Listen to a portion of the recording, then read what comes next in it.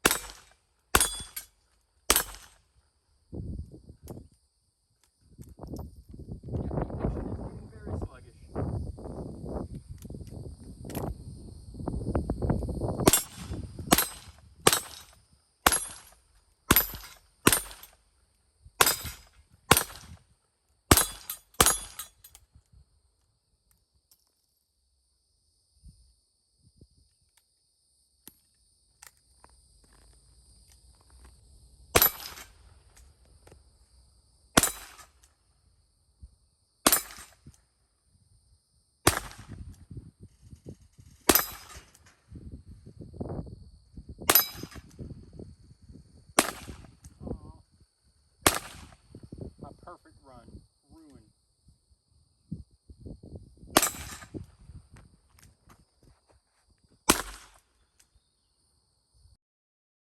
Tonight we're going to take a look at the Ruger GP100 chambered in 22 long rifle. I'm very aware that y'all mostly wish that I would exclusively talk about black and brown super tactical 9mm pistols with threaded barrels and optics, and the Beretta Tomcat for some reason. The algorithm is fucking weird. So I love tactical stuff. It's the bread and butter of the channel. It built this channel from nothing to slightly more popular nothing. Easily 7 people watch this channel. 7, a whole 7. And it makes sense why tactical autos would have made this channel into the powerhouse of sadness and regret that it is. We live in a golden age of 9mm autos. The vast majority of them are excellent, with only small performance differences between models and manufacturers. Except the Springfield XD. The XD fucking sucks. But the rest of them are great. The PPQ, the Glocks, the Berettas, the HKs, that shit is marvelous.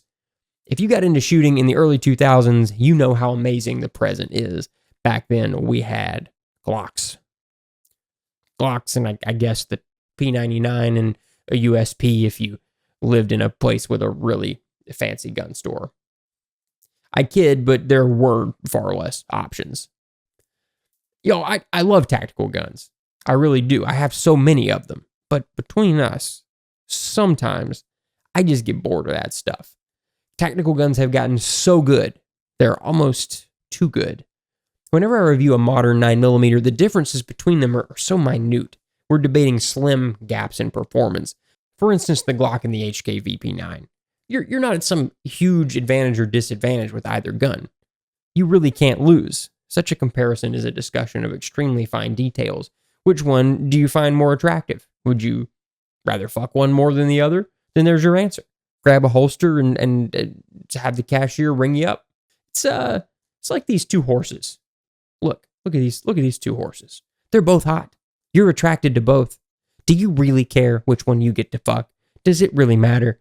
I mean, yeah, you have preferences. It's obviously this one. But is either one really going to ruin your day? I think not. But, what the fuck was I talking about? Tactical guns. Yeah, I review them so often that sometimes I get burned out. How many different ways can you describe a striker-fired trigger? Today we're reviewing something that I own purely for fun. It serves no other purpose. I wouldn't use it for home defense, and I don't hunt, muskrats or squirrels or bunnies or whatever else one might shoot with 22 long rifle. By the way, I'm not knocking rimfire handgun hunting. It looks super fun, and you get to eat weird meats at the end.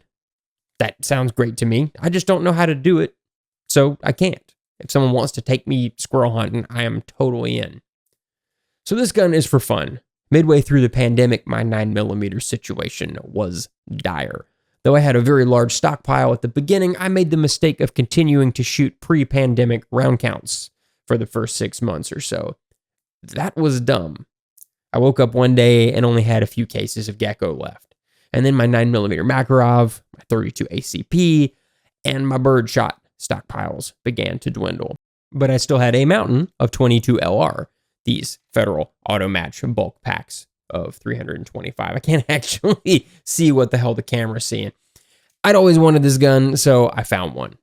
Within the gun community, there is a tendency these days to say that only the super tactical stuff matters, and everything else is fudge shit. I love tactical shit, and I love to go fast, but there's more to life. I have my defensive gun needs covered 10 or 15 times over. For many of you, my love of revolvers and old European blowback autos would surely place me in the FUD category. But why can't we shoot for fun? That's why most of us started shooting in the first place. I love taking a brick of 22 to the range and shooting hundreds and hundreds of rounds in one sitting. It's great. If you've never tried it, you really should. This is a GP100. It's chambered in 22. It's incredibly fun to shoot, and I love it. What more can I tell you? There's no lengthy background to cover. Ruger put this out a few years ago, and folks seem to really like it. More interesting than the background is the shooting experience. It's fucking awesome. But first, a shameless plug, and then some more details. I recently made a Teespring store, link in the description. There you can purchase a truly awful hand-drawn TGP shirt. It's really, really no good, but all the money you spend is reinvested in the channel. And if you'd like to join us on the TGP Discord, consider supporting the channel on Patreon. Back to the show. Features. So, the GP122, it's a double-action revolver built on the legendary GP100 platform. This was the first rimfire version of the gun released since it first hit the market in '85. Relative to other versions in various calibers, this one has the most changes, as you can imagine. I'm not going to go into what makes the GP100 different from other revolvers. I've covered that elsewhere, and most people watching this are going to already be familiar. Instead, we'll focus on what's different about the 22 LR version versus a centerfire GP100, which I happen to have one of those handy. This gun has a 10-shot cylinder, and I found that to be one of the most attractive things about it. I love having that capacity. The barrel is 5.5 inches, and it's heavy for a 22 LR barrel. Very beefy. This is a target gun, and it's weighted like one. It weighs a hefty 42 ounces, and it's well-balanced. Very well-balanced. Most GP100s, with some exceptions, have a full-length barrel lug, like this one. This one has something less than a half lug. It looks a bit like my beloved Red Hawk, and I think that's why I like the look so much. I much prefer this look. It's very classy and appealing. This gun is made of stainless steel with a sort of brushed finish. It looks great. A lot of the internal parts are MEM, or metal injection molded. This doesn't bother me at all.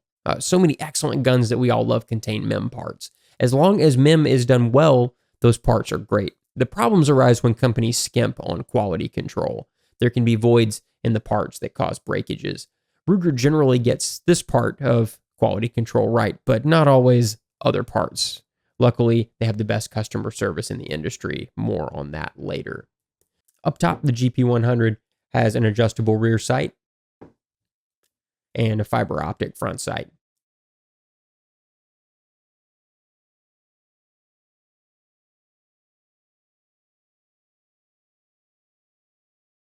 I love these front sights, and all my Ruger revolvers have these installed. They're fantastic. The grips are the old school rubber ones with the weird hardwood inserts. My set has one of the panels kind of sticking out all weird, but it feels very good otherwise. They aren't too big or too small. They're kind of the Goldilocks option, just right. And hopefully they don't try to fuck a bear for porridge or whatever Goldilocks was doing. You know, she wandered into a bear house that she didn't own where anthropomorphic bears live, and they make porridge for breakfast because I guess they don't know how to make an actual fucking palatable breakfast, and they have beds that they made. It's a weird story when you think about it. The trigger on this gun is heavy. If you're unfamiliar with rimfire revolvers, you might hate this trigger. Rimfire wheel guns tend to have stiffer springs to overcome rimfire primer problems. Weak springs in a rimfire wheel gun will cause light primer strikes. I've seen it happen. It's best to just learn to live with the trigger pull rather than installing a lighter spring. GP100s typically don't have amazing trigger pulls, but they certainly aren't bad at all. After these guns have 500 rounds or so through them, they smooth out. But there will always be some creep on the single action pull. They're just never going to be as good as Smith & Wesson triggers, but they're pretty far from bad. This 22 feels just like every other GP100 trigger, just a little bit heavier. And I'm not going to dry fire the gun to show you. Technically, unlike most other rimfire guns, you can dry fire this Ruger. The firing pin stops short of pinging the cylinder, at least according to the manual. In practice, well, don't dry fire the gun. Treat it just like any other rimfire. What the hell? Let's talk about the quality control stuff now. When I first bought the gun, I hadn't dry fired it. It's a 22 after all. But I noticed weird indents on the cylinder, big ones, shaped like the firing pin. My gun was out of spec and factory testing had deformed my cylinder. But because Ruger has amazing customer service, they sent me a shipping label and swapped the cylinder. All the same, maybe don't dry fire one of these. It might not be in spec. This is the course of things with Ruger. When I buy a new Ruger, there is a 50% chance that it will have to go back to the factory with a problem, like a misaligned barrel, which really happened to me, damage to the cylinder, or whatever else. There have been quite a few issues that I've encountered. This is supremely annoying. But they always send me a label and fix it, no questions asked. So it's a trade-off. A lot of companies have piss-poor customer service, but then the gun works right out of the box. On yet another hand, once the initial problems are handled, I found that Rugers are extremely robust and will stand up to most anything. Just something to be aware of. I'm a Ruger fan, but they have lousy quality control and then excellent customer service to make up for it. Still, you have to wonder, wouldn't it have just been cheaper to get it right the first time? It's kind of weird. All right, so let's look at the firing pin and compare this gun to a centerfire 357 Magnum GP100. And I'm going to use photos here because this will be really tough to see on video. The firing pin is also in a different position, as you'd imagine, for a rimfire versus a centerfire gun. But the transfer bar system is the same. If you're unfamiliar, a transfer bar is a system that ensures that a round can only go off when the trigger is pulled. The hammer hits a bar, and then that energy is transferred through the bar to the firing pin. Only pulling the trigger moves the bar into place. If you pull the hammer back a little bit and let it go, or you drop the gun, the firing pin isn't hit because the transfer bar isn't in a place to receive that smack. It's a classic system that solves a very old problem.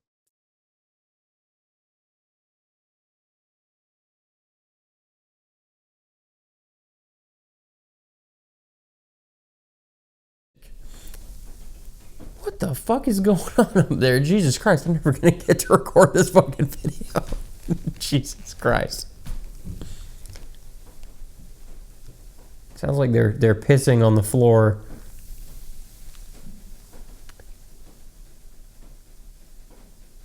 Maybe they are. Maybe that's what they're always doing up there. Maybe they just pull down their pants and full on piss right on the hardwood. Somewhere there's a German guy who's really into that.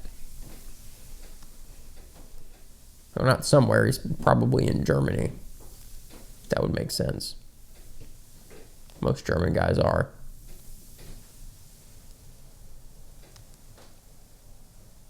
Okay, the floor pissing has stopped. Let's try the video again. Hello, friends. Tonight, fucking god damn it.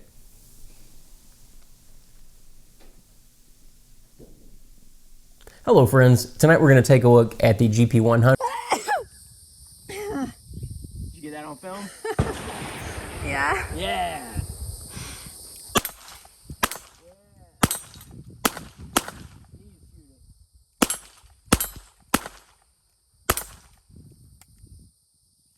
I just want to apologize to all the TGP viewers for the Mrs. Penguin cam today.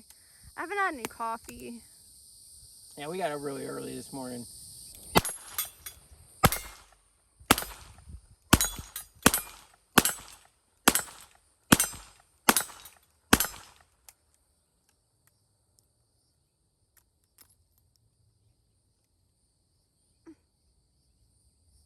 Bugs. This one bug is sexually assaulting my ear. And I'm tired of it.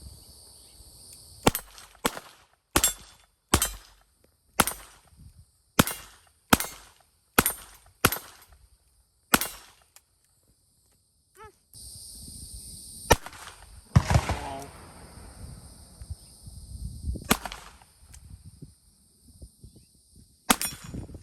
22 Plankster would be able to hit them every time.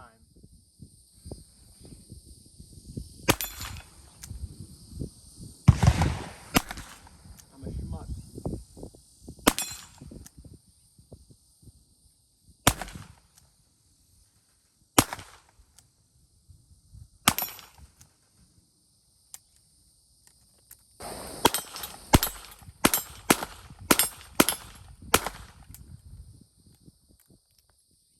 That was that partial cylinder.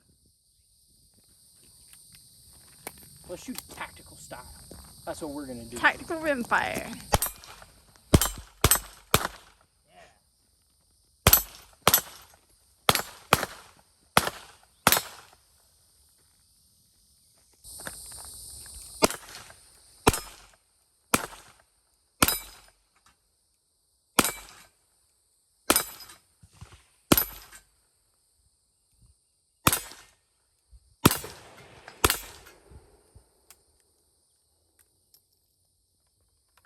I love when I can pass that buffalo's butt back and forth over there. That's a fun target.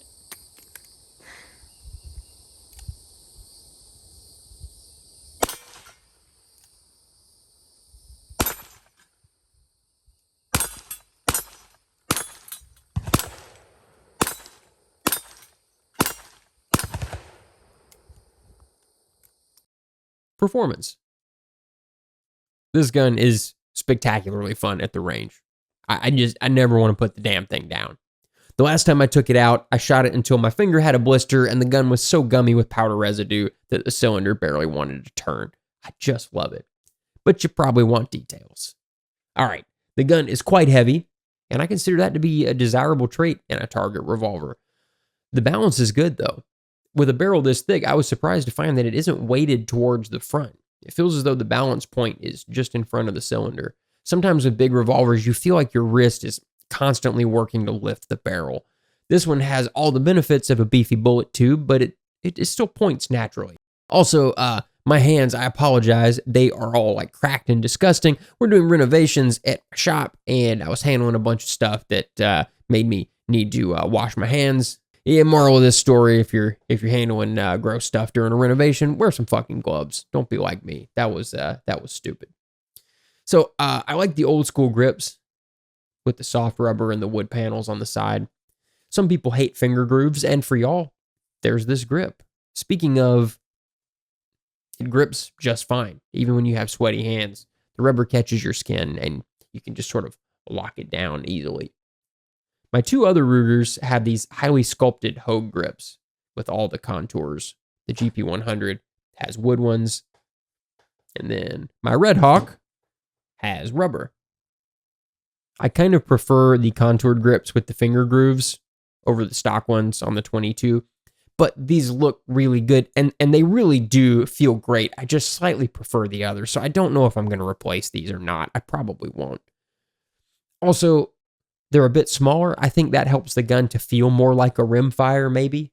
I don't know. It's a stupid thing to say, but kind of matters to me, I guess. Makes the gun feel a little bit more slight. The sights are my favorite revolver sights. The fiber optic front and the rear adjustable notch, no dots. For target shooting in the South, it really gets no better. On a sunny day, that fiber optic rod is very bright. It would be hard to miss it. Your eye just locks right onto it. And then there's the adjustability.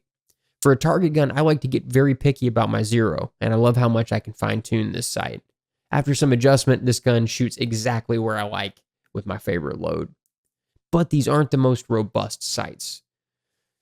The piece of metal that makes up the notch in the rear sight is fairly thin, and a hard hit could easily damage it. You can't treat these like they're Glock sights, but they're just perfect on a target revolver. Moving on to the trigger, it's heavy. You're going to notice that as soon as you shoot the gun. But that's normal for a rimfire revolver, as we discussed earlier.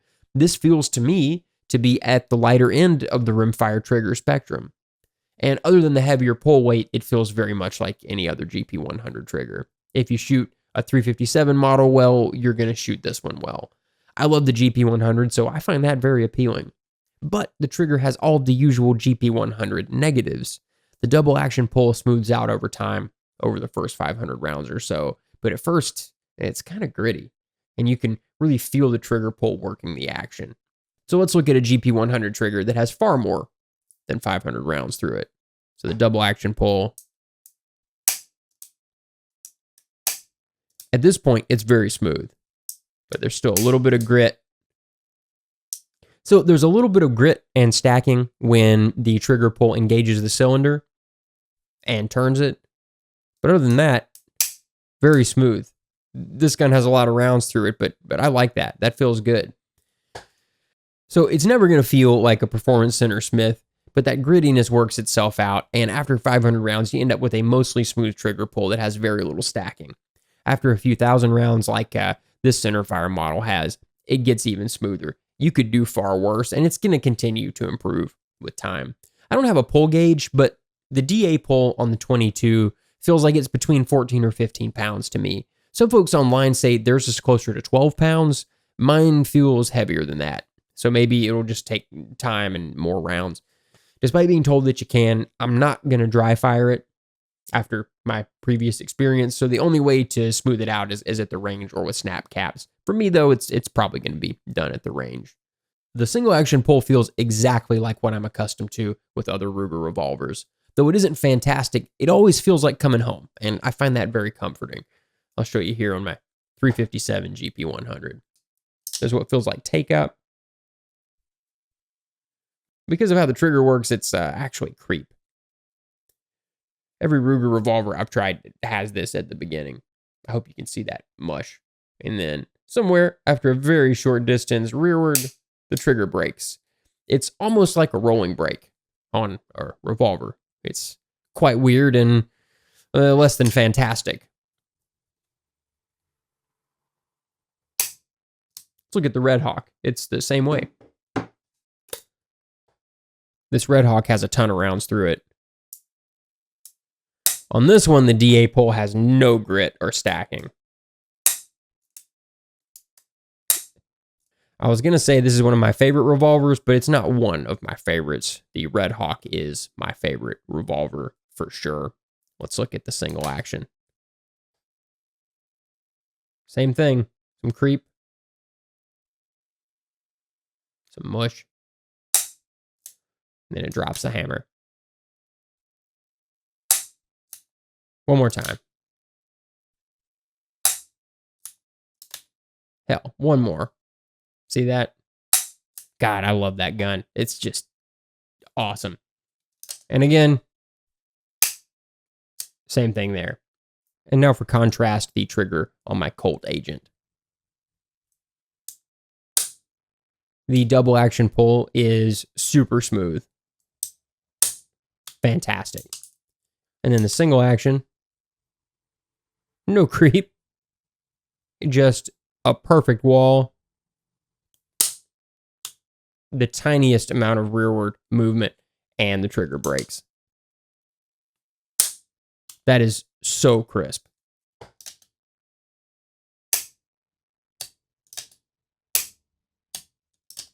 yeah. So yeah, like I said, less than fantastic, the Ruger single action pull. But because I'm used to it, I've learned to enjoy it. Maybe even love it. Because they're all like this, people who love Rugers really like the trigger pull. As strange as it sounds, sometimes when it's not there, I miss it. The mush adds a little bit of forgiveness to the trigger pull. All of this to say, this gun, like most Ruger revolvers, has a perfectly adequate trigger that is neither excellent nor lousy and is perfectly fine for shooting the gun well. So how does it actually shoot when we combine all of these elements? Very well. I don't know if it's clear in the video, but I was shooting this gun at rimfire targets that are half the size of centerfire ones. Distances range from 10 to 25 yards. The GP100 is fast, easy to shoot, and most importantly, fun. Given the weight and size, this gun has no recoil.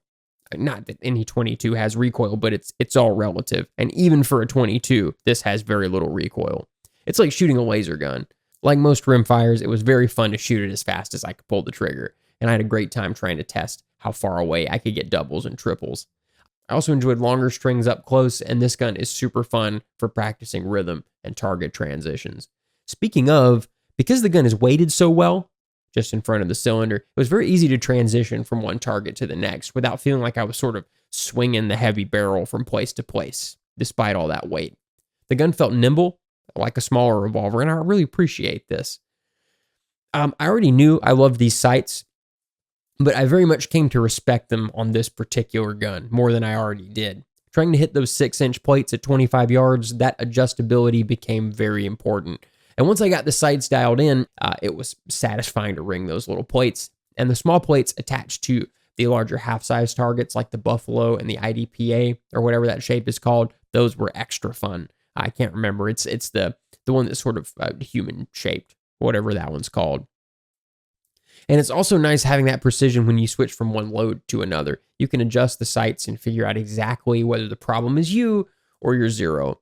The sights are also very easy to see, and the front sight is just the right size to balance accuracy and speed. By the way, if you've never shot a revolver that holds 10 rounds, you really need to. I've never had a rimfire auto-loading pistol that held more than 10 rounds, so to me that feels like the normal capacity for a 22. And then having a revolver that I can shoot for that long without reloading, it's kind of bizarre at first. Out of habit, a few times I shot 6 rounds and reached for the cylinder latch with my thumb out of habit before I caught up with my stupid hands. I know it's only 10 rounds, but if you regularly shoot revolvers, it's going to feel like you can shoot for fucking ever before you have to reload. I highly recommend it. I paired this gun with a few Speed Bees loaders, and they made it super fun to reload this gun. I enjoy reloading it half as much as shooting. Speed Bees really needs to sponsor me. They have no clue that I'm alive, but I can't stop raving about these obscenely expensive but excellent loaders. To sum it all up, this gun is very fun to shoot, and I can't get enough of it. It's also been reliable. I haven't discussed reliability much because this is a target gun. It would only be noteworthy if it was unreliable, but it gives you exactly what you'd expect from a Ruger revolver, and that's, of course, a trip back to the factory to fix a fucking quality control oversight, followed by a long life of problem-free operation. It's the Ruger way.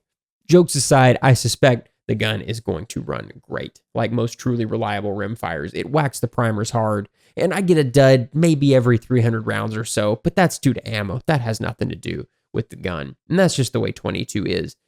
And then after 300 to 350 rounds at the range, the GP100 is covered in so much fouling that it starts to get sluggish, and then the trigger pull gets heavier as you're trying to use your trigger finger to power through all that carbonaceous sludge.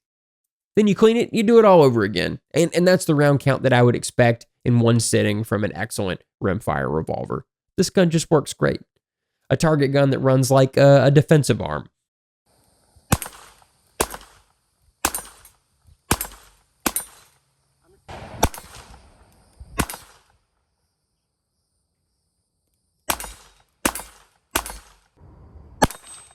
Oh, look at that. TGP can get hits at this distance.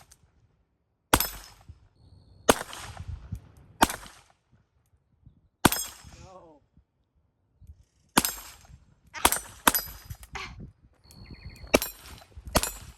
Oh, yeah. Where am I?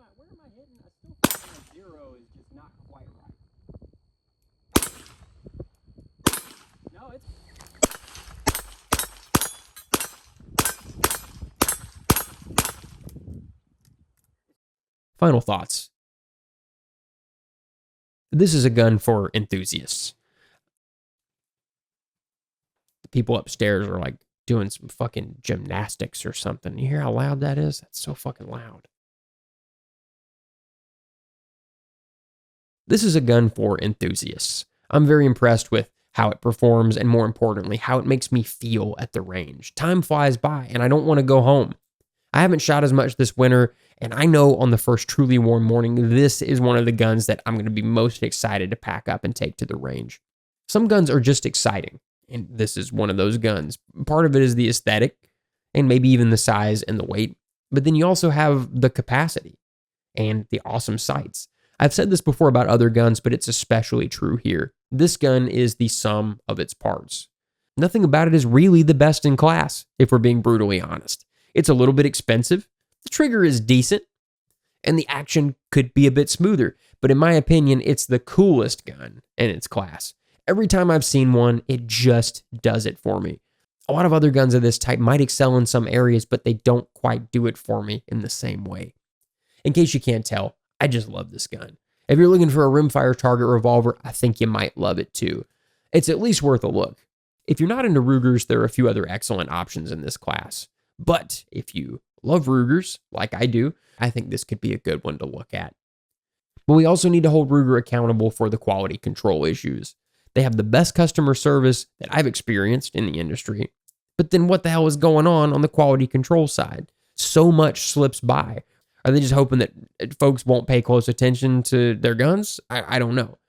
And the truth is that most people don't pay close attention. They buy a gun, shoot it once or twice, and then stash it in a drawer. But for the rest of us, these problems tarnish Ruger's reputation, and that's unfortunate.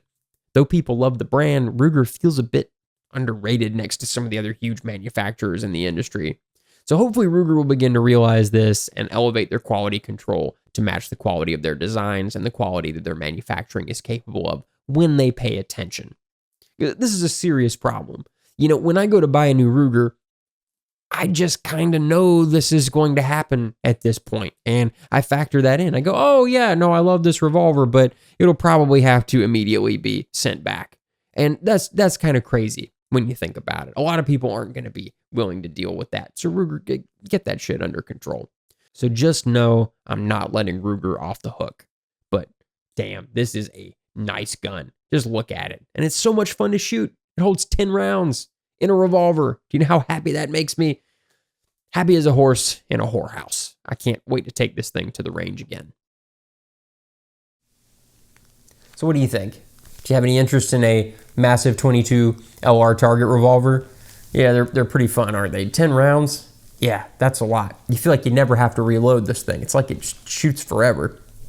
I'm a big fan. I've had a great time with this, and I can't wait to shoot it more. So maybe there will be another range video soon. Thank you so much for watching. I really appreciate it. Hope you all have a wonderful evening, and I'll talk to you soon. Good night.